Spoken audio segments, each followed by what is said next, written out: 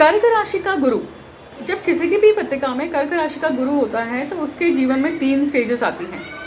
कर्क राशि का गुरु उच्च का गुरु माना गया है, और वो भी जब पुष्य नक्षत्र में होते हैं तो वो उच्च के होते हैं।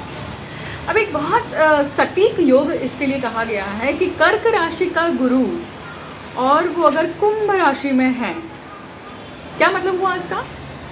कर्क राशि का गुरु अगर पुष्य नक्षत्र में है, और सूत्र के अनुसार कहा जाता है कि जब वो कुंभ राशि में होता है, अर्थात डी चार्ट्स में, षोडश वर्ग के चार्ट में जब वो कुंभ राशि की श्रेणी में मतलब भाग में आता है। अब ये विभाजन कैसे? अब नवमांश में अगर हम देखें तो एक राशि के 9 भाग हुए हैं। अब जैसे हम मेष राशि की यहाँ पे बात करते हैं तो मेष राशि में 9 भाग अगर हम लिए लें तो सबसे पहला भाग कहाँ से शुरू होगा? मेष राशि से शुरू होगा। अंत कहाँ तक होगा? धनु राशि में होगा।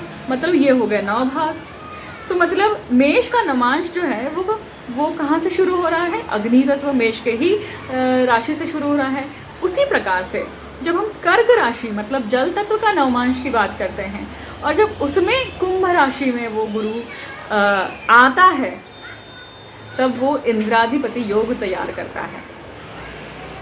और इंद्राधिपति योग जो होता है मतलब अगर हम हमारे प्रधानमंत्री जी के बारे में बात करें तो उनकी पत्रिका को देखने पर कोई भी ये नहीं कह सकता है कि वो इंद्र के समान राज्य करने वाले हो सकते हैं।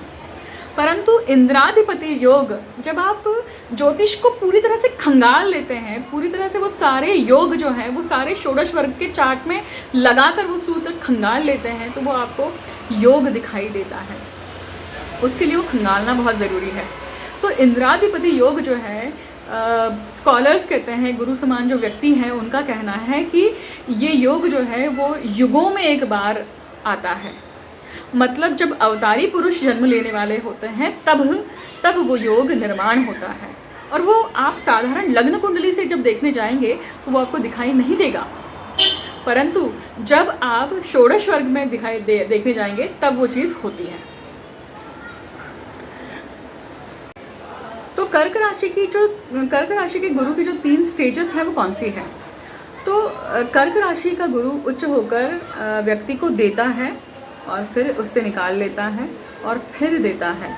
इसका अर्थ है कि कर्क राशि का जो गुरु है ऐसा कहा जाता है कि उसमें बहुत उच्चतम ज्ञान होता है, क्योंकि पुष्य नक्षत्र जो है नक्षत्रों में राजा के समान है, राजा है नक्षत्रों में। और जब गुरु पुष्य नक्षत्र में और कर्क राशि में होते हैं तो वो उस व्यक्ति को पूर्ण रूप से देते हैं, और कभी ना कभी जीवन में ऐसा समय भी आता है कि जब वो उससे वो निकाल भी लेते हैं। जब निकाल लेते हैं इसका अर्थ ये बनता है कि जो भी समृद्धि उसे दी है, ज्ञान के कारण जो भी उसने समृद्धि कमाई है वो कभी ना कभी जीवन में एक बार पूरी तरह से गवा देता है।